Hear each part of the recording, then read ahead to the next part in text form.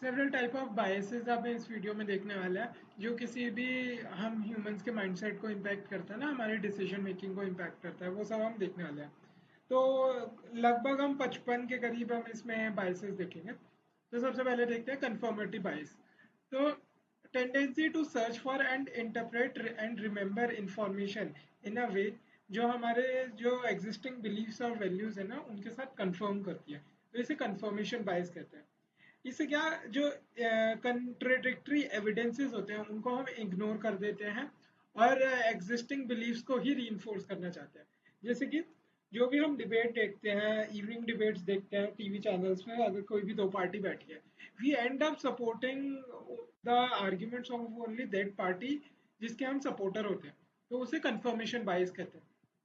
दूसरा है conformity bias, tendency to align one's belief and behaviours जो कोई ग्रुप है उसके साथ, इवन इफ जो अपने पर्सनल ओपिनियंस है वो ग्रुप के साथ डिफर करते हैं, तब भी हम ग्रुप के साथ कंफर्म करेंगे, तो इसे कंफर्मिटी बायस कहते हैं।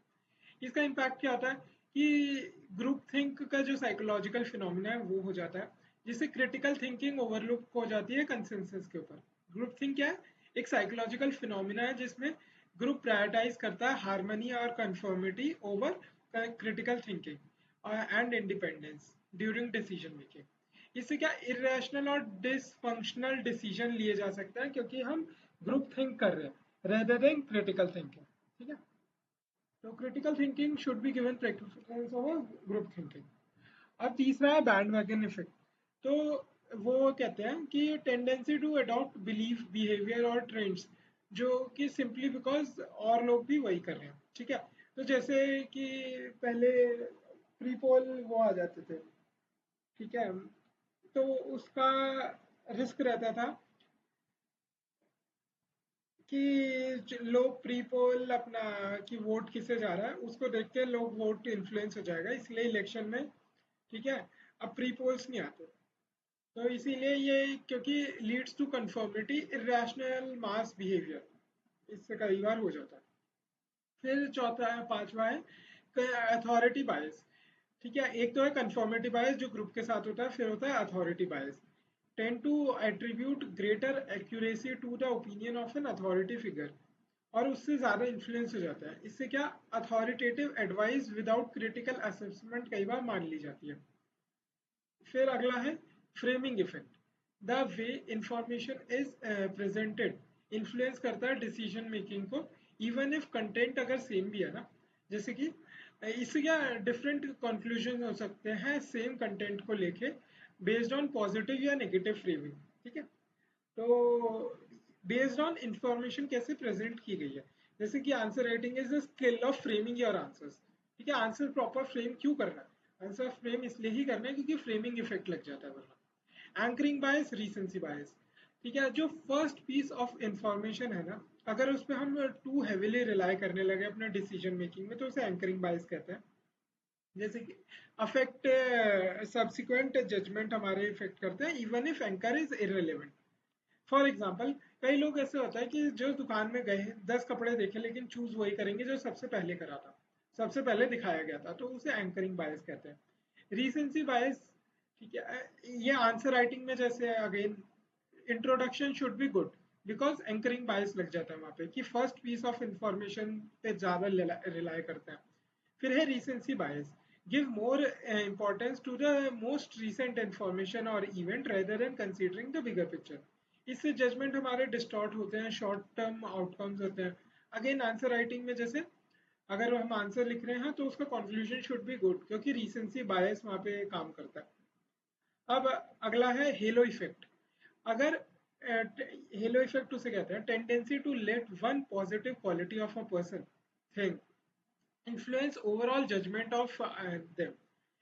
जैसे कि स्क्यूड इवेल्युएशन इससे हो जाती है ना, किसी एक पैरामीटर को लेके हम इवेल्युएट कर देते हैं unrelated qualities perceived as better due to one's positive trait.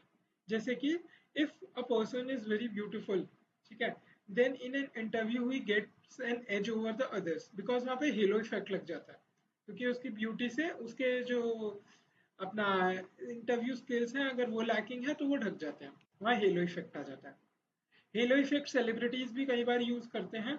जैसे कि श्रद्धा कपूर इज एलिज्ड कि वो behind a sweet next to door girl अपनी लैक ऑफ एक्टिंग को हाइड करती है, ठीक है, एक्टिंग स्किल्स को हाइड करती है, तो उसे हेलो इफेक्ट कहते हैं। अब सर्वाइवरशिप बायस क्या होता है? फोकसिंग ऑन सक्सेसफुल पीपल और things while ignoring those failed lead to distorted understanding reality of success की ना। इससे ओवर ऑप्टिमिज्म और फेलियर रेट को इग्नोर करना, जैसे यूपीएससी में होता है कि those people who pass the exams are very few, ठीक है, out of 5 lakh exam only 1000 people are selecting every year, but वो इतने ज्यादा हाईलाइटेड होते हैं कि एक ओवर ऑप्टिमिज्म का एटमॉस्फेयर रहता है जिससे पूरी एक इंडस्ट्री चलती है। तो इसे सर्वाइवरशिप बायस कहते हैं कि सर्वाइवर्स पे ज्यादा फोकस होने का बायस रहता है। फिर अगला है मॉरल क्रेडेंशियल इफेक्ट। इससे क्या है, after doing something morally right people क्या इंटाइटल करते हैं कि लेस एथिकली बिहेव करने का ना इन फ्यूचर। जैसे कि कोई दिया मिर्जा वगैरह जैसे फिल्म स्टार जो है वो इन्वायरमेंट को प्रोटेक्शन के नाम पे क्लीनलीनेस ड्राइव करते हैं, देन वही लोग एक ऐसा लाइफस्टाइल जीते हैं जो कि बहुत ही environment not so environment friendly है। तो उनमें क्या मॉरल क्रेडेंशियल इफेक्ट आ जाता है कि दे हैव मॉरल लाइसेंस, कि they have gain moral licence and good action justify bad behaviour उनका। तो ये मॉरल क्रेडेंशियल वो अपने आप में गेन कर लेते हैं, ठीक है, सबकॉन्शियसली। ऑप्टिमिज्म बायस क्या होता है? Tendency to overestimate the likelihood of positive outcomes and underestimate negative ones. इससे क्या, इससे इम्पैक्ट होता है, can lead to risky behaviours unpreparedness for challenges. अगर तुम जरूरत से ज्यादा ऑप्टिमिस्टिक हो ना तो की पॉजिटिव आउटकम होने की लाइक्लीहुड की, तो तुम अनप्रिपेयर्ड रह जाओगे और रिस्की बिहेवियर तुम्हारा रहेगा। फिर अगला है संक कॉस्ट फैलेसी। अगर कोई हम काम करना शुरू किया जिसमें हमने रिसोर्सेज इन्वेस्ट कर दिए हैं, टाइम मनी एफर्ट्स वगैरह, ठीक है, तो हम उस इंडेवर को कंटिन्यू करते रहते हैं डिस्पाइट उसके बेनिफिट्स कितने भी हो, रेदर देन फ्यूचर बेनिफिट्स हम उसमें इन्वेस्ट करते रहते हैं। इसका इम्पैक्ट इरेशनल डिसीजन मेकिंग में होता है, cutting losses, specially when cutting losses is the best option, हम उसमें इन्वेस्ट करते रहते हैं। और जैसे बच्चे if started one preparation they continue doing it despite of them being knowing कि ये चीज होने नहीं वाली, तो सम कॉस्ट फैलेसी वहां पे काम करती है। फिर अगला है रिस्क कंपेंसेशन। जो अगर परसीव्ड सेफ्टी जो है इंक्रीज हो जाए ना किसी भी चीज से, तो हमारा जो रिस्क टेकिंग क्या है, ग्रेटर रिस्क टेंडेंसी बढ़ जाती है, ग्रेटर रिस्क टेकिंग टेंडेंसी बढ़ जाती है। इससे कई बार क्या जो बेनिफिट्स होते हैं सेफ्टी मेजर्स के वो नेगेट हो जाते हैं, क्योंकि जो सेफ्टी बढ़ी हम उससे ज्यादा तो अब रिस्क ही लेने लग गए, तो रिस्क का कंपेंसेशन हो रहा है, जो परसीव्ड सेफ्टी है रिस्क का कंपेंसेशन कर दे रही है, ठीक है, बाय इनकरेजिंग रिस्कियर बिहेवियर। जैसे कि अगर कोई गाड़ी बहुत ही सेफर मानी जाती है, then they are many chances कि वो बहुत ही स्पीड में चलेगी। जैसे हमने मुंबई का केस देखा था ना, मुंबई में द पॉर्शे वो 150-200 की लगभग स्पीड पे चला रहा है ऑन अ बिजी रोड। इसके कारण क्योंकि वहां पे क्या जो परसीव्ड सेफ्टी है वो इंक्रीज हो गई कि गाड़ी की सेफ्टी बहुत ज्यादा है, इसके कारण रिस्क कंपेंसेशन हो गया, ग्रेटर रिस्क टेंडेंसी हो गई वहां पे, और उसके कारण 2 लोगों की डेथ हो गई। अगला है negativity bias, tendency to focus more on negative experiences and information than on positive. इसका इम्पैक्ट क्या होता है? एक तो हमने देखा था कि यहाँ ऑप्टिमिज्म बायस, ये नेगेटिविटी बायस है, इससे डिसीजन मेकिंग हैम्पर होती है और लॉस और थ्रेट्स ओवर पोटेंशियल गेन पे हमारा ज्यादा फोकस हो जाता है, ठीक है, इससे इंसान आगे रिस्क टेकिंग कैपेबिलिटी उसकी खत्म हो जाती है अगर उसका नेगेटिव बायस है। अगेन सेम पेसिमिज्म बायस भी यही है, ओवर एस्टिमेट करता है नेगेटिव आउटकम्स होने की लाइक्लीहुड को। तो दोनों सेम ही है लगभग, नेगेटिव बायस और पेसिमिज्म बायस। ओवरली कॉशियस हो जाता है इससे बंदा, जो अपॉर्चुनिटीज को भी अवॉइड करने लगता है। फिर अगला है जिगार्निक इफेक्ट, जिगार्निक इफेक्ट। इससे क्या, remember uncompleted task better than completed ones. ये हर ह्यूमन के अंदर टेंडेंसी होती है, जिगार्निक जिगार्निक गार्निक जी गार्निक जिगार्निक। इससे क्या हमारे पास टेंडेंसी होती है कि हम अनकम्प्लीटेड टास्क से ज्यादा याद रखें। For example at the end of the day what you all remember is what you are not able to done, क्योंकि हमारा सारा फोकस ही उस पर होता है। ठीक है, तो इससे कई बार क्या स्ट्रेस हो जाता है अनफिनिश्ड बिजनेस को लेके, और also help in focusing on important task. एक तरफ स्ट्रेस भी होता है बट ये इंपॉर्टेंट टास्क में फोकस करने में मदद भी करती है। जैसे कि हमने कुछ चीज पढ़ी और हमने एग्जाम लिख के आए, और एग्जाम लिखते के साथ ही हम सब कुछ भूल गए जो हमने पढ़ा था। ऐसा क्यों होता है? ठीक है, क्योंकि वो टास्क कंप्लीट हो गया तो दिमाग, हमारा दिमाग उसे active part of the brain से हटा देता है। ठीक है, क्योंकि वो टास्क कंप्लीट हो गया। रिमेंबर, जैसे कि लोगों ने किसी का हार्ट ब्रेक किया, वो उसे बहुत जल्दी भूल जाता है, जबकि उनका खुद का हार्ट ब्रेक हुआ वो उसे नहीं भूल पाते। ये इसीलिए है क्योंकि जब उनका हार्ट ब्रेक हुआ तो उसे क्लोजर नहीं मिला। ठीक है, तो वो टास्क कंप्लीट नहीं हुआ तो वो नहीं याद रह जाता है। अदरवाइज उनका जो, जब उन्होंने हार्ट ब्रेक किया they know exact reasons why what they did why they did. ठीक है, तो वहां पे उनका क्लोजर मिल जाता है, वहां पे तो जिगार्निक इफेक्ट आ जाता है, लोगों को भूलना से बहुत ईजी हो जाता है। Even if you forget what you have read, वो तुम्हारी मेमोरी में कहीं ना कहीं तो स्टोर रहता है, और जिसे एक्सेस करना वंस आफ्टर यू रिवाइज वगैरह ना तो इजी रहता है।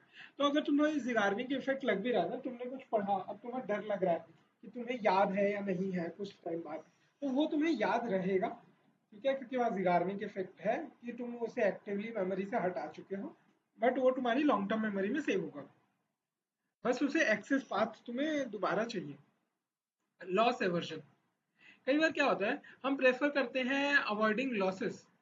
ठीक है, ओवर पोटेंशियल इक्विलेंट गेन्स की जगह हम अवॉइड करने लगते हैं लॉसेस को। इसका इम्पैक्ट क्या होता है कि हमारी जो रिस्क, जो हमारे डिसीजन है वो रिस्क एवरेंस पे डिपेंड होते हैं कि रिस्क नहीं लेना, रिस्क का अवर्जन पे भी डिपेंड होते हैं। फिर अगला आता है ambiguity effect, tendency to avoid options with unknown possibilities, favour those with the known risk. इससे क्या लिमिट हो जाती है हमारी अनसर्टेन अपॉर्चुनिटीज को एक्सप्लोर करने की कैपेबिलिटी ना। अगर हम एम्बिग्यूटी इफेक्ट लग जाता है, एम्बिग्यूटी मतलब एम्बिग्यूस की सिचुएशन में जाना ही नहीं, तो वहाँ एम्बिग्यूटी इफेक्ट लग जाता है। अब हमने देखा था अवेलेबिलिटी ह्यूरिस्टिक्स। अगर इसमें क्या होता है ना कि हम किसी भी लाइक्लीहुड ऑफ अ इवेंट को ओवर एस्टिमेट कर लेते हैं based on availability in memory, especially if they are recent और ड्रामेटिक। इससे क्या प्रोबेबिलिटीज को हम मिसजज करते हैं, इरेशनल फियर्स हमारे अंदर बैठ जाता है। फॉर एग्जाम्पल कि अगर कोई प्लेन रिसेंटली क्रैश हुआ है तो उसकी विविड मेमोरीज हमारे दिमाग में बहुत फ्रेश रहती है, मेमोरेबल है इवेंट है। इसके कारण हमें जो फ्लाइंग का फियर हो जाता है, बट एक्चुअली में the number of people dying on roads is very much larger than dying in plane accidents. ठीक है, तो ये हमारा जो फियर है इरेशनल है, फ्लाइंग का फियर। इससे क्या over estimate the likelihood of a event कर देता है हमारा ब्रेन किसी भी इवेंट की। अगर वो इवेंट उसे बहुत ही रिसेंट और प्रोमिनेंटली याद है ना, तो वो उसके लाइक्लीहुड को बहुत ही ओवर एस्टिमेट कर देता है। अवेलेबिलिटी ह्यूरिस्टिक्स कहते हैं इसे, कि अवेलेबिलिटी वो इन्फॉर्मेशन हमारे दिमाग में रेडिली अवेलेबल है, तो अवेलेबिलिटी ह्यूरिस्टिक मतलब उसकी लाइक्लीहुड, उस इवेंट की रिपीट होने की लाइक्लीहुड बढ़ जाती है।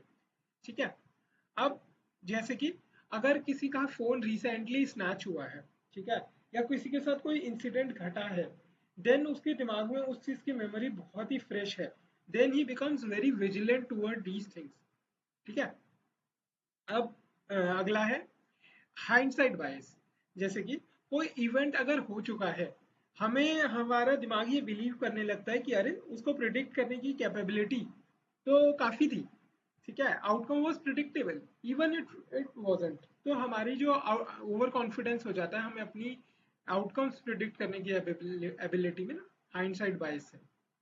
फिर अपना है कॉग्निटिव डिसोनेंस। अगर हमारे दिमाग में दो या दो से ज्यादा कंफ्लिक्टिंग बिलीफ्स, वैल्यूज, एटीट्यूड्स हैं, तो उससे क्या मेंटल डिस्कम्फर्ट होगा। For example if a person is eating eggs for the first time, अगर तो ही इज नॉट प्रिपेयर्ड, तो उसके दिमाग में कॉग्निटिव डिसोनेंस होगा कि खाना चाहिए नहीं खाना चाहिए, क्योंकि दो अलग वैल्यू सिस्टम है। द वन इज कि प्रोटीन मिलेगा, बट द सेकेंड इज जो एथिकल जो उसकी कंसर्न्स है। तो बट अगर उसका ऑलरेडी एक बिलीफ उसने सेट कर चुका है कि it is important for the health perspective, then उसके दिमाग में कॉग्निटिव डिसोनेंस और वो डिस्कम्फर्ट नहीं हुआ। फिर अगला है प्लानिंग फॉलेसी। हम जो है ना अंडर एस्टिमेट करते हैं टाइम कॉस्ट और रिस्क को ऑफ अ टास्क। कोई भी टास्क इन हैंड है हम उसके टाइम कॉस्ट और उसके रिस्क को अंडर एस्टिमेट करते हैं और ओवर एस्टिमेट करते हैं उसके बेनिफिट्स को। इससे क्या डिलेज होती हैं, बजट ओवररन्स होते हैं और अनमेट एक्सपेक्टेशंस होती है। फॉर एग्जांपल यूपीएससी की कोई तैयारी कर रहा है, ठीक है, ये जो टास्क इन हैंड है यूपीएससी क्लियर करना, इसके में जो टाइम लगेगा, इसकी जो कॉस्ट होगी और इसके जो रिस्क होंगे उसको तो लोग अंडर एस्टिमेट कर देते हैं और सोशल मीडिया के थ्रू इसके बेनिफिट्स को ओवर एस्टिमेट कर दिया जाता है। तो इसीलिए ये प्लानिंग फैलेसी लोगों की तैयारी में देखी जाती है अक्सर।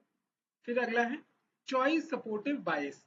अगर हमने एक बार कोई चॉइस बना चुकी है तो इंडिविजुअल टेंड टू अस्क्राइब उस चीज के लिए ना positive attributes to the selected options and negative attributes to the rejected options. ठीक है। फॉर एग्जाम्पल इफ यू अगर तुमने you made a choice in life, ठीक है, for example any choice, then you will think that that choice was correct because वहां पे choice supportive bias लग रहा है। then any other situation you would, for example a similar kind of situation your friend is in it, you think that it is a similar kind of situation, then you will say कि that for that situation solution is this, but it was your choice supportive bias because you took that choice, that's why you support that choice only। ठीक है। But जरूरी नहीं कि सब उसी ही choice को support करें और उसी ही चॉइस में वो खुश भी रहे। ठीक है। ये हमारे ऑब्जेक्टिव इवेल्युएशन को, हमारे पास डिसीजन के ना उनको हैम्पर करता है, उन चीज की ऑब्जेक्टिव इवेल्युएशन को। अब जैसे पैराडॉक्स ऑफ चॉइस क्या होता है, जब हमारे पास दो या दो से ज्यादा मतलब बहुत सारे ऑप्शन हो जाते हैं ना, तब एंग्जाइटी होने लगती है, हमें डिसीजन पैरालिसिस होने लगता है। इसके कारण क्या, हमारी जो सेटिस्फैक्शन है कम हो जाती है और स्ट्रेस बढ़ जाता है। फिर अगला है इन ग्रुप बाइस। अगर हम किसी ग्रुप के पार्ट है ना, tendency to favour people who belongs to one's own group over those in others group. इससे क्या prejudice, unequal treatment of other groups, ये सब आ जाती है। फॉर एग्जांपल मेडिकल कॉलेजेस में जो पोस्ट ग्रेजुएट्स होते हैं, दे आर मोर चांसेस कि वही as senior as junior residents as मतलब एज सीनियर रेजिडेंट्स वही सेलेक्ट करे जाए। ठीक है। Because there is an in group bias कि अरे ये हमारे कॉलेज का है।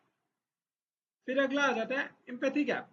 इनएबिलिटी टू अंडरस्टैंड और प्रिडिक्ट फीलिंग और बिहेवियर ऑफ द अदर्स जिनके डिफरेंट इमोशनल स्टेट में, तो उसे एम्पैथी का गैप कहेंगे। इससे क्या poor judgement and interpersonal situation हो जाती है। फिर अगला है actor observer bias. Tendency to attribute one's own action to external factors but attribute others actions to internal characteristics।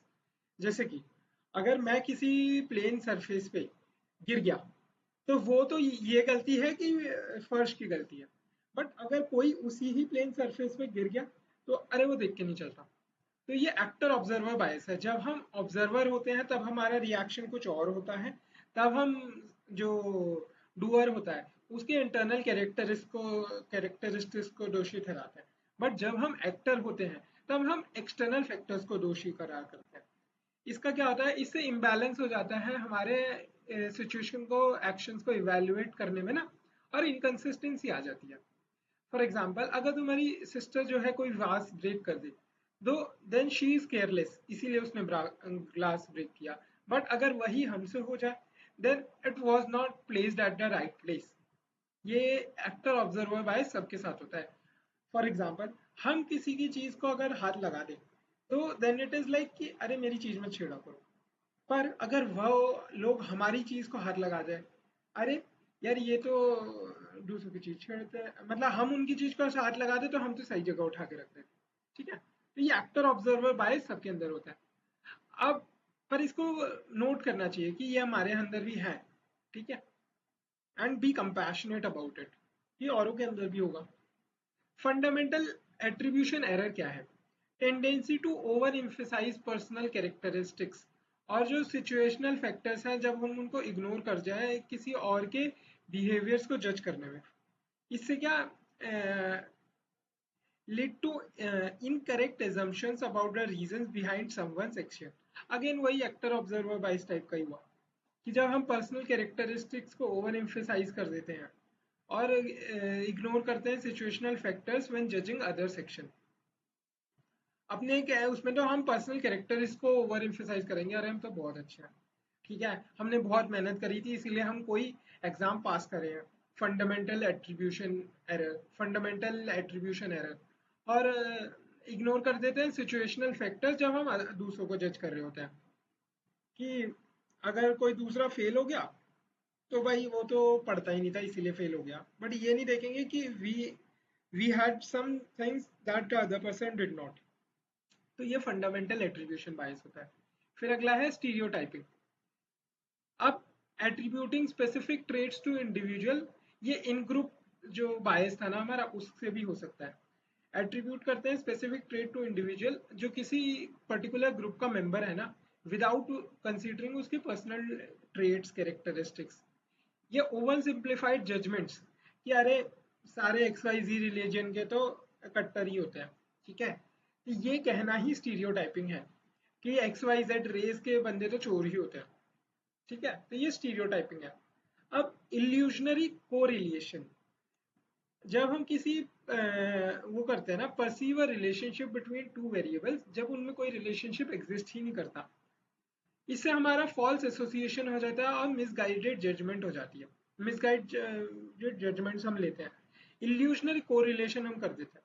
For example कि अगर हम कोई दो चीजें हैं उनको कोरिलेट करने की कोशिश करते हैं बट एक्चुअली में दे हैव नो रिलेशन, तो ये तो इल्यूशनरी हुआ ना। फॉर एग्जाम्पल किसी पर्सन का ज्यादा खा लेना और हम उसकी कम काम करने में दोनों में कोरिलेट करते हैं, ये अरे ये तो पूरा दिन खाते ही रहता होगा इसीलिए पढ़ाई नहीं करी, या किसी के वेट को हम उसकी सिलेक्शन होने या ना होने से कोरिलेट करते हैं। ये देखते हैं अगर कि कोई जैसे कोई मोटा है और उसका सिलेक्शन हो गया तो वो इतना पढ़ता था कि वो बैठा ही रहता था इसलिए वो मोटा हो गया, देन हमने उसकी सक्सेस और उसके मोटापे को कोरिलेट कर दिया जो इल्यूजनरी कोरिलेशन है। देन अगर वो सिलेक्ट नहीं हुआ कि यार पूरा दिन खाता ही रहता है इसीलिए सिलेक्शन नहीं हुआ, तो इल्यूजनरी कोरिलेशन ये है। फिर अगला है मियर एक्सपोजर इफेक्ट।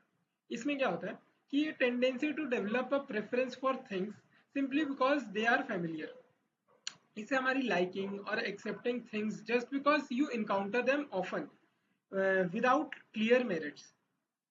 जैसे कि अगर किसी एक वर्क प्लेस में दो लोग साथ ज्वाइन करते हैं तो नियर एक्सपोजर के कारण ही कि अरे वी आर न्यू ज्वाइनीज, तो इस एक्सपोजर के कारण ही वो लाइकिंग एंड एक्सेप्टिंग एक दूसरे की तरफ डेवलप हो जाती है। But this is a मियर encounter, ठीक है, मियर कोइंसिडेंट है कि उन दोनों ने साथ ज्वाइन किया, तो मियर एक्सपोजर से भी लोग फेमिलियर हो जाते हैं। अब अगला है status quo bias, a preference for things to remain the same, resistance to change.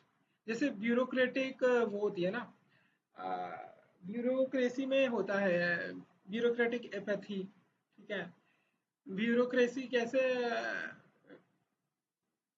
Large organisation organisational structure इसको बहुत ग्रैंड एडमिनिस्ट्रेशन को बढ़ावा देती है ब्यूरोक्रेसी, ठीक है, इसीलिए ब्यूरोक्रेसी को स्लो माना जाता है, फास्ट इवॉल्विंग नहीं कहा जाता क्योंकि रेजिस्टेंस टू चेंज है, इनोवेशन और एडेप्टेशन नए सर्कमस्टांसिस में नहीं कर पाते स्टेटस को बाइस के कारण। प्रो इनोवेशन बाइस क्या है, जब हम ओवर इवेल्युएट करें ना नए आइडियाज को या प्रोडक्ट्स को या टेक्नोलॉजीज को, will solve problem without fully understanding उनके ड्रॉबैक्स।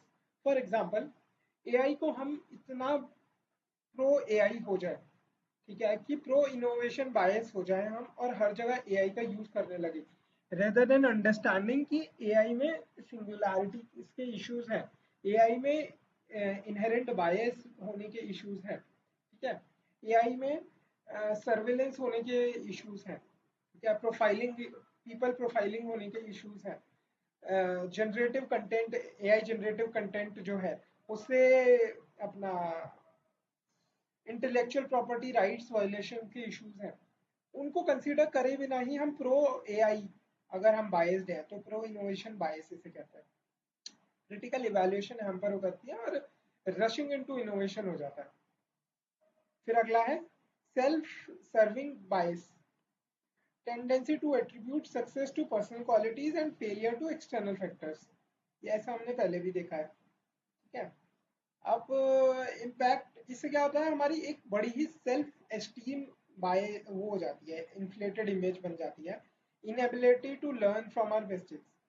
फिर अगला है ईगोसेंट्रिक बायस, जब tendency to overestimate one's importance और इन्फ्लुएंस इन एन इवेंट और सिचुएशन। इसके कारण हमारी अपने रोल और कंट्रीब्यूशन की ना एक डिस्टॉर्ट अंडरस्टैंडिंग बन जाती है। इकोसेंट्रिक, जब हम अपने आप को केंद्र में रखने लगते हैं, अपनी इंपॉर्टेंस को ओवर एस्टिमेट करने लगते हैं, ठीक है।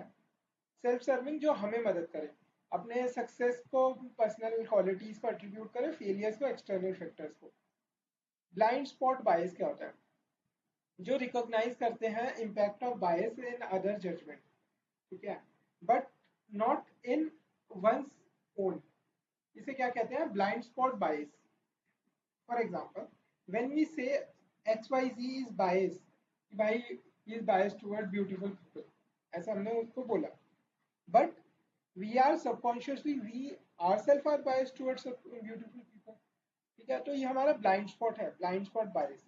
इससे क्या सेल्फ अवेयरनेस नहीं होती and correction of personal biases नहीं कर पाते लोग। Endowment effect, people value things more highly simply because they own them.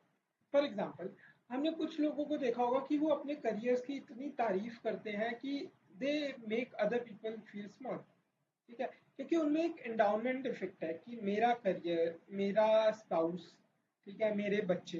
तो वो एंडाउनमेंट इफेक्ट बहुत भारी होता है कुछ लोगों में, तो उन लोगों से बचना चाहिए जिन लोगों में एंडाउनमेंट इफेक्ट बहुत ज्यादा है ना। They will make you feel small, overvaluing personal possessions or decisions, even when they are objectively no better than alternatives. अगला है ओवर कॉन्फिडेंस बायस, जब हम tendency to overthrow one's abilities, knowledge और control over a situation.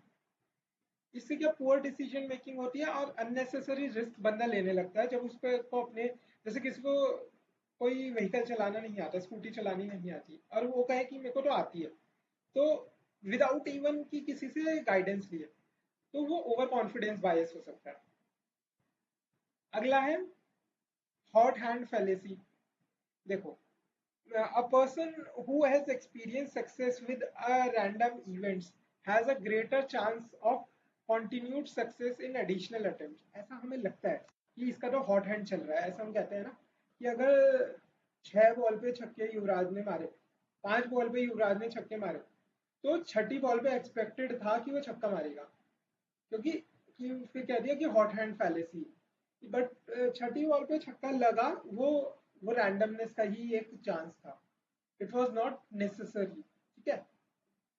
तो impact इसका क्या हुआ, risk taking based on past success बढ़ जाती है, but success many times is purely coincidental। For example, if UPSC prelims CSC में किसी के अच्छे मार्क्स आ रहे हैं, देन वो यूपीएससी सीएससी को लाइट हार्टेड लेने लगेगा, ठीक है। तो ये क्या एक हॉट हैंड फैलेसी है कि हमारा 2-3 बार से अच्छा जा रहा है तो हमारे तो अच्छा ही जाता है, बट क्या ये हॉट हैंड फैलेसी है। Prelims comes with its own uncertainties, ठीक है। तो प्रीलिम्स अच्छा जाने का मतलब ये बिल्कुल नहीं होता कि that you will clear it every chance. It is a random event जो हो जाता है, तो then thank you God, but इसको सर पे नहीं लेना चाहिए, तो ये हॉट हैंड फैलेसी है। फिर अगला है gamblers fallacy, believe that past events can influence future events in random sequence. जैसे कि अगर एक कॉइन को हमने 15 बार फ्लिप कर दिया, फिर हम 16वीं और हेड ही आया 15 बार, तो हम 16वीं बार एक्सपेक्ट करेंगे कि वो टेल है, बट इस टाइम भी जो हेड की आने की प्रोबेबिलिटी है वो 50% इस बार भी है, तो ये गैम्बलर्स फैलेसी है, ठीक है। Leads to poor decision making, और इससे क्या प्रोबेबिलिटी में हम नहीं सोच रहे होते, हम प्रोबेबिलिटी देखते हैं कि 15 बार तो ये आ गया, बट तो एक बार तो वो आ ही सकता है, मतलब हेड्स आ गया तो एक बार टेल्स तो आ ही सकता है, बट एवरी जो इवेंट है वो यूनिक है, ठीक है। तो ये गैम्बलर्स फैलेसी होती है। Clustering illusion, tendency to see pattern in random events when they are null, जैसे कि इनकरेक्ट एजम्पशन इससे हो जाती है रैंडमनेस को लेके ना, और प्रोबेबिलिटीज को लेके। तो वही हॉट हैंड फेलेसी और गैम्बलर्स फेलेसी इसी का एग्जांपल है क्लस्टरिंग।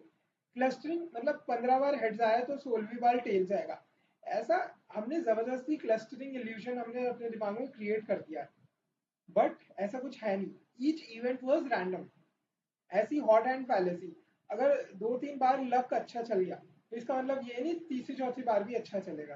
क्लस्टरिंग इल्यूजन, हमने वो लक अच्छों को क्लस्टर कर दिया एक साथ और अब हमें इल्यूजन बनने लगा कि I am in the blue phase of my life, ऐसा कुछ नहीं होता। फिर अगला है डनिंग कुर्गर इफेक्ट। इसमें क्या होता है, जो एक नाइफ बंदा होता है वो अपनी एबिलिटीज को ओवर एस्टिमेट करता है, और जो एक्सपर्ट बंदा होता है वो अपनी कॉम्पिटेंस को अंडर एस्टिमेट कर रहा होता है। इससे क्या, इससे ओवर कॉन्फिडेंस हो जाता है नोवाइज लोगों में और अंडर एप्रिसिएशन हो जाती है एक्सपर्ट लोगों में। एग्जाम्पल इसका देते हैं, जैसे कि अगर कोई बंदे ने कोई नई स्किल सीखनी शुरू करी है, मतलब पियानो बजाना शुरू करा है, और वो पहले दिन के अंदर कोई धुन बजाने लगता है तो वो अपने आप को एक्सपर्ट मानने लगता है। फिर जैसे जैसे उसको वो सीखने और सीखता है ना, देन ही नोज कि ही नो नथिंग, वो और सीखता है और सीखता है, उसका कॉन्फिडेंस जितना वो सीखता जाता है नीचे जाता जाता है। एट सर्टेन इन्फ्लेक्शन पॉइंट उसका कॉन्फिडेंस फिर उठना शुरू होता है जब वो एक्सपर्टीज की तरफ बढ़ना शुरू करता है।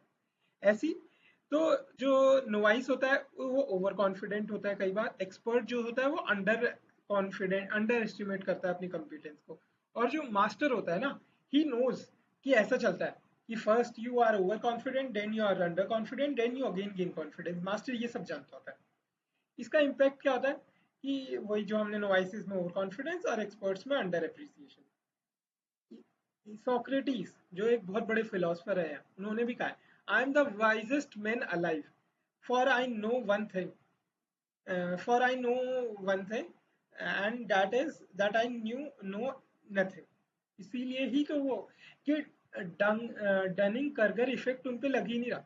सॉक्रेट्स ने इस लाइन से सीधा यही बोला कि डनिंग कर्गर एसडीके, एसडीके होता है ना Socrates Dunning Kruger, SDK Socrates Dunning Kruger, कि डनिंग कर्गर इफेक्ट में पे लग ही नहीं रहा। अगला है placebo effect. Believing something will have positive effect simply because you expected to, regardless उसकी एफिकेसी कितनी होगी या नहीं होगी। इससे परसीव्ड इंप्रूवमेंट होती है विदाउट रियल चेंजेस। अगर तुम सोचते हो कि कोई दवाई लेने से तुम्हें आराम मिलने लगा, तो वो तुम्हारा प्लेसिबो है, जरूरी नहीं उससे तुम्हें आराम मिल ही रहा हो। ठीक है। फिर अगला है बार्नम इफेक्ट, जिसे Forer, Barnum Forer BF, Barnum Forer, Barnum effect. इससे क्या होता है, इससे हम एक्सेप्ट करते हैं वेग और जनरल स्टेटमेंट को ना as personally meaningful, as in horoscope. जैसे कि अगर तुम्हें कोई एक एग्जांपल, इस बार्नम स्टेटमेंट का एग्जांपल क्या है, यू लव योर फ्रेंड्स, जैसे मैं तुम्हें कहूँ you love your friends but they are not reciprocating, it is a general statement that can be fitted to anyone. ठीक है। इम्पैक्ट इसका क्या होगा, ये false believe, overconfidence in generalise statement बनने लग जाएगा ना। वी बिलीव कि बार्नम स्टेटमेंट में हम बिलीव कर क्यों लेते हैं, क्योंकि एक तो पर्सनलाइजेशन हो जाती है उन स्टेटमेंट्स का। जनरल स्टेटमेंट होती है, we relate general statement to our personal experiences, तो इससे पर्सनलाइजेशन हो जाती है। और दूसरा सोशल डिजायबिलिटी हो जाती है। फॉर एग्जाम्पल, अगर हम सोचते हैं ना कि हम औरों की बहुत मदद करें, तो एक बार्नम स्टेटमेंट ये भी हो सकती है कि you have desire to help others but you lack the financial resources to do so। तो ये सब पे अप्लाई होगी। तो पर्सनलाइजेशन और सोशल डिजायरेबिलिटी बहुत काम करती है इस चीज पे। This state increases social acceptance, who most want to और मोस्ट लोगों को वो चाहिए होती है। एक्सपेक्टेशन बाइस क्या होती है, when research or observation is influenced by the expectation or belief of the observer, often subconsciously। जैसे कि इससे स्क्यूड रिजल्ट्स आ जाते हैं, कंक्लूजन्स बेस्ड ऑन मिसकंसीव्ड नोशंस। जब हम कुछ एक्सपेक्टेशन, जैसे कि अगर मैं कोई रिसर्च करने बैठा और मेरे को एक्सपेक्टेड है कि यार इस रिसर्च का सो एंड सो रिजल्ट आना चाहिए, तो my research would be affected by mere this thinking subconsciously impact हो जाएगा। फिर अगला है पिगमैलियन इफेक्ट, जिसे रोजेंथल इफेक्ट भी कहते हैं। पिगमैलियन इफेक्ट या रोजेंथल इफेक्ट, पॉजिटिव reinforcement और हायर एक्सपेक्टेशन फ्रॉम लीडर्स और peers lead to improve performance in individual. For example, अगर हम किसी को हायर एक्सपेक्टेशन देना, फॉर एग्जाम्पल अपने बच्चों से ही कहें कि हमें तुमसे बहुत उम्मीद है, हमसे तुम्हें बहुत उम्मीद है, या अपने दोस्तों से कहें अरे तेरा हो जाएगा, कि अरे आई नो यू, ऐसे करके अगर हम किसी को पॉजिटिव री करें या फिर हायर एक्सपेक्टेशन सेट करें अपनी उनसे, ठीक है, देन पिगमैलियन इफेक्ट काम करने लगता है, इससे उन्हें और मोटिवेशन मिलती है टू परफॉर्म बेटर। ठीक है, पॉजिटिव री किसी को गाली नहीं देना, अरे तेरे से नहीं हो पाएगा, तू रहने दे, पॉजिटिव री। हम्म। फिर अगला है Galatea effect, when people have high self expectation, तब वो लाइकली टू परफॉर्म बेटर। ठीक है, इससे उनका ओन बिलीफ जो है ना अपनी एबिलिटीज में वो बूस्ट होता है और उनकी एक्चुअल परफॉर्मेंस बूस्ट होती है। अगला है मिस इन्फॉर्मेशन इफेक्ट, देख लिया हमने, पिगमैलियन इफेक्ट, गैलेटिया इफेक्ट। फिर अगला है misinformation effect, distortion of memory by incorrect information provided after the event, leads to altered or inaccurate recollection of past events. For example, अगर हम किसी पास्ट इवेंट के बारे में जो हमारी लाइफ के हमारे एक्सपीरियंसेस हैं उसको सोचे ना, तो वो एग्जैक्ट इन्फॉर्मेशन हमें याद नहीं आ पाएगी, एग्जैक्टली क्या क्या हुआ था, हमें बिट्स एंड पीसेस में वो इन्फॉर्मेशन याद आएगी। फिर बाकी हमारा जो अपना ब्रेन है वो उन जो मिसिंग पीसेस ऑफ पजल्स है ना उनको अपने आप फिल कर देगा। तो जो फाइनली हमारे दिमाग में information as it is written नहीं हो जाती, हमारी मेमोरी कंस्ट्रक्ट होती है, हमारी मेमोरी रिटेन नहीं करती, हमारी मेमोरी कंस्ट्रक्ट होती है।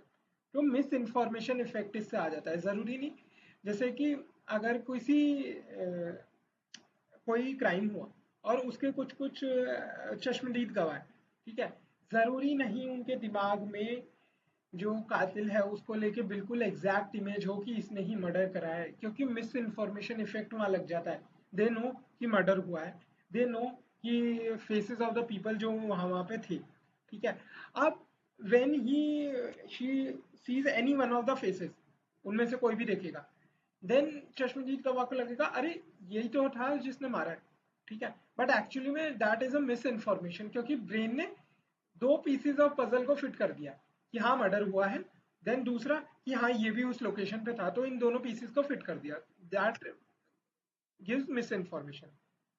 फिर अगला है base rate fallacy, ignoring statistical information base rate in favor of specific anecdotal or vivid information leads to decision based on personal experiences or isolated cases rather than general trends।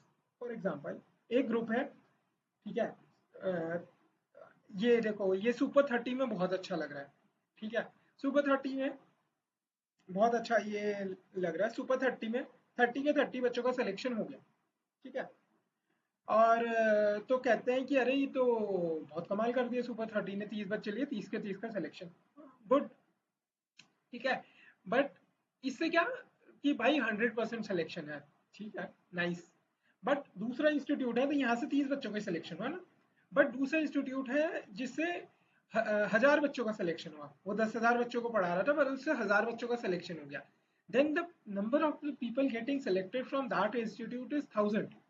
अगर total बच्चे 1500 select हो रहे हैं तो उसमें 1000 उस institute से आ रहे हैं और केवल 30 उस इंस्टीट्यूट से आ रहे हैं सुपर 30 से, देन ये बेस रेट फैलेसी है कि हमारी जो इंफॉर्मेशन को हम देख रहे हैं उसको परसीव कर रहे हैं, ठीक है, हमारी उस इंफॉर्मेशन को परसीव और इंटरप्रेट करने में बेस रेट फैलेसी है। अगला है डिकॉय इफेक्ट, इसमें क्या होता है, जो phenomena where people preference for one option change when a third less attractive option is introduced, ये कंज्यूमर्स की चॉइस को इन्फ्लुएंस करने के लिए बड़ा यूजफुल होता है। फॉर एग्जांपल, एक हर तुमने शॉप पे देखा होगा, एक लार्ज ग्लास है, एक स्मॉल ग्लास है जूस का, किसी भी दुकान पे 40 का लार्ज ग्लास, 80 का 80 का लार्ज ग्लास, 40 का स्मॉल ग्लास। ठीक है, अब उसमें तुम जो 65 का रख दोगे, देखो 60 उनका मिड प्राइस है, तो मीडियम कितना होना चाहिए था मीडियम ग्लास, एक 40 का है दूसरा 80 का, तो मीडियम होना चाहिए था 60 का, बट वो उसे रख देगा 65 का। देन वी थिंक कि 40 से 65 लगेगा दूर एंड 65 से 80 लगेगा बहुत पास, तो वी आर, हमारी टेंडेंसी है कि हम मिडिल क्लास ले लें, क्योंकि वो इकोनॉमिकल भी है, उसमें क्वांटिटी भी है। बट मिडिल क्लास के होने के कारण ही जो लार्ज ग्लास है उसकी जो बेनिफिट्स हैं, पॉजिटिव ट्रेड्स, वो ज्यादा बढ़ गए। तो जो थर्ड चॉइस के आ जाने से जब पीपल्स की प्रेफरेंस इन्फ्लुएंस होने लगे, तो उसे डिकॉय इफेक्ट कहते हैं। तो एज अ डिकॉय यूज हुआ है जो मिडिल क्लास है ना, एज अ डिकॉय यूज हुआ है। ये कंज्यूमर की चॉइस को मैनिपुलेट करने के लिए होता है। फिर अगला है reactance bias, when people do the opposite of what they are being said और रिक्वायर्ड, बिकॉज उनको लगने लगता है कि उनकी जो फ्रीडम है उसे छीना जा रहा है या उसे रिस्ट्रिक्ट करा जा रहा है। It lead to resistance to authorities या हेल्पफुल एडवाइस, भले ही बेस्ट इंटरेस्ट में भी दी गई हो, अगर किसी को लग रहा हो ना कि उनके चॉइस को छीना जा रहा है। For example, if your friend is advising you too much, then it may seems like babysitting appear. ठीक है, तो इससे क्या रिएक्टेंस बायस भी आ जाता है कि कई बार you are giving right advice, your friend know that you are giving right advice and that is fruitful advice आ रहा हो भी, तो इससे रिएक्टेंस बायस आ जाता है। अगला है omission bias, preference to inaction over action, tendency to judge harmful actions as worse than equally harmful omissions। For example, तो इससे स्टेटस को बाई स्टैंडर्ड इफेक्ट, मतलब भीड़ में खड़े होकर लोग सब देखते रहते हैं, जो हो रहा है कोई एक्शन नहीं लेता। या फिर ब्यूरोक्रेटिक पैरालिसिस, ब्यूरोक्रेसी हाँ नहीं करती ना नहीं करती, पैरालिसिस वाली स्टेट में पहुंच जाती है। इम्पैक्ट क्या होता है, इससे इरेशनल डिसीजन मेकिंग होती है, जैसे कि ट्रॉली प्रॉब्लम्स है, उसमें कोई हार्मफुल एक्शन लेने से हार्मफुल एक्शन ज्यादा वर्स लगता है then equally harmful omission. For example, COVID हुआ, कोविड में सभी लोगों, एकदम मोदी सरकार ने सब कुछ बंद कर दिया। ठीक है, और लोगों चाहते उन्हें वहीं रोक दिया ताकि वायरस और स्प्रेड ना हो। देन ऐसा भी हो सकता है कि मोदी सरकार कुछ नहीं करती, लोगों को इधर उधर जाने देती, then it was a harmful omission जो इक्वली हार्मफुल होता। ठीक है, बट उन्होंने एक्शन लिया जो कि हार्मफुल था। ठीक है, उसके कॉन्सिक्वेंसेस हमें देखने को मिले, how people were travelling two thousands of kilometres, जो कि हार्मफुल था। बट वो ओमिशन बायस के ट्रैप में नहीं फंसी, दे टुक अ डिसीजन, देन उसके कुछ कॉन्सिक्वेंसेस थे, then they tackled with it. ठीक है, तो ओमिशन बायस में नहीं फंसी। जैसे कि बहुत सारी राइट सिचुएशंस में क्या होती है, पुलिस जो होती है ना, वो डू नथिंग, ठीक है, do nothing as action lead to, अगर वो कुछ एक्शन लेते हैं तो उसके कुछ कॉन्सिक्वेंसेज होंगे जो कि मे बी नॉट गुड, कि दंगे और भड़क जाए। ठीक है, या कि कोई लोग मारे जाए या पुलिस वाले मारे जाए, कुछ एक्शन के कॉन्सिक्वेंसेज तो होंगे। तो बेटर दे ओमिशन को प्रेफर करते हैं कि इनएक्शन को प्रेफर करते हैं। इनएक्शन के भी बैड कॉन्सिक्वेंसेज होंगे, बट इनएक्शन के बैड कॉन्सिक्वेंसेज भी बढ़िया समझे जाते हैं एक्शन के बैड कॉन्सिक्वेंसेज से, भले इक्वली बैड हो। जैसे कि हाई कोर्ट पीएमएलए केसेस में नहीं बेल दे रहा, तो omission is harmful for life and liberty, but action जो है उन जजेस को गवर्नमेंट की आईज में ले आएगी। तो इससे ओमिशन बायस आ रहा है जजेस, हाई कोर्ट जजेस के अंदर। फिर अगला है ऑर्गेनाइजेशन साइलेंस, कोई बंदा गया जो बहुत ही कंपैशनेट और केयरिंग है, बट वो डीमोरलाइज हो जाता है ऐसी ऑर्गेनाइजेशन में जाके ना, और वो कैलेस और इंडिफरेंट बन जाता है, डीमोरलाइज कर देती है ऑर्गेनाइजेशन साइलेंस उसे। गलत हो रहा है ऑर्गेनाइजेशन में, सबको दिख रहा है, बट कोई कुछ बोलेगा नहीं क्योंकि ऑर्गेनाइजेशन साइलेंस है, कि सीनियर गलत कर रहा है सबको दिख रहा है, but no one will speak against it. तो इससे कैलेस और इनडिफरेंट बिहेवियर प्रमोट होता है। फिर अगला है restraint bias, tendency to overestimate one's ability to resist temptation, lead to risky situation, जहाँ पे सेल्फ कंट्रोल की भावना को ओवर एस्टिमेट करते हैं लोग। For example, if a person thinks that मैं तो चीनी खाऊंगा ही नहीं, और वो उसको अपने ओवर कॉन्फिडेंट होता है वो अपने सेल्फ कंट्रोल पे, किया आई वोंट डू दिस, मैंने एक बार बोल दिया तो मैं खुद की भी नहीं सुनता। वांटेड वाला कैरेक्टर ना, सलमान भाई जैसा, कि एक बार अगर मैंने कह दिया तो उसके बाद तो मैं खुद की भी नहीं सुनता वाला। बट अगर वो अपने बिहेवियर से या अपने सेल्फ कंट्रोल से दूर हटते, देन उनमें बहुत ही ज्यादा गिल्ट आएगा कि how could they do this. ठीक है, तो वो चीट मील का ऑप्शन ही नहीं रखते। तो वहां पे रिस्ट्रेंट बायस आ जाता है कि वो ओवर एस्टिमेट करते हैं अपने टेम्पटेशन को रेजिस्ट करने की कैपेबिलिटीज को। ठीक है, फिर अगला है हाइपरबोलिक डिस्काउंटिंग, जिसे टाइम इनकंसिस्टेंसी कहते हैं या इमीडिएट ग्रेटिफिकेशन कहते हैं। हाइपरबोलिक डिस्काउंटिंग वही होती है जिसमें लोग थोड़ा भी रेजिस्ट नहीं करते। अगर जो थोड़ा रेजिस्ट कर ले तो उनको बहुत फायदा होगा। ठीक है, but they prefer smaller immediate rewards rather than larger later awards.